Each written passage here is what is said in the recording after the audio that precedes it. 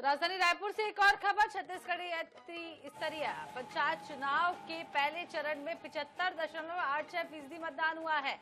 पहले चरण में महिलाओं ने 75.52% किया है मतदान और पुरुषों ने 76.10% मतदान किया है। आपको बता दें कि 7.89% किया गया है मतदान और 53 ब्लॉक में हुआ था पहले चरण का मतदान। पहले चरण में हुए मतदान के परिणाम आज सामने आ जाएंगे। पंच, सरपंच, जनपद पंचायत सदस्य, जिला पंचायत सदस्य के पद के परिणाम आएंगे सामने। 20 फरवरी को जो है वो दूसरे चरण का मतदान होगा।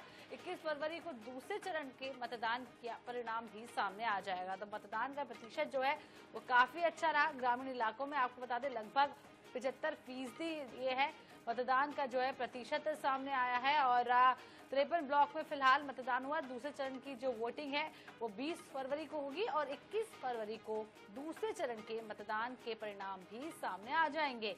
तो राजधानी रायपुर से खबर बता रहे 20 फरवरी को होगा दूसरे चरण का मतदान और 21 फरवरी को आएगा दूसरे चरण के मतदान का परिणाम।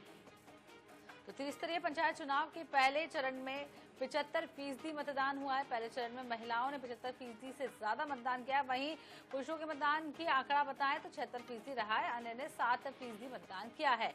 53 ब्लॉक में हुआ है पहले चरण में मतदान। तो मनीषा त्रिपाठी ज्यादा जानकारी के लिए हमारे साथ जुड़ गई हैं। मनीषा, जिस तरीके से कल त्रिस्तरीय पंचायत चुनाव हुए और अच्छा खासा एक प्रतिशत सामने आया 75%, क्योंकि हम निगम चुनाव में देखें तो खास करके राजधानी रायपुर की बात करें तो प्रतिशत काफी कम देखने को मिला था। अन्य इलाकों में भी प्रतिशत कम देखने को मिल रहा था, लेकिन ग्रामीण क्षेत्र में मतदान का प्रतिशत काफी अच्छा रहा। देखिए, छत्तीसगढ़ त्रिस्तरीय पंचायत चुनाव के जो पहला चरण कल हुआ था उसमें जो है वो 75.86% के आसपास जो है वो मतदान हुआ था। ऐसे में अगर हम नगरीय क्षेत्र की बात करें तो नगरीय क्षेत्र में करीब 55% के आसपास जो है वो मतदान किया गया था। ऐसे में जो ग्रामीण क्षेत्र है, सही कहा आपने कि वहां पर जो वोटिंग प्रतिशत है वो काफी ज्यादा अच्छा निकल कर आया है पहले चरण में।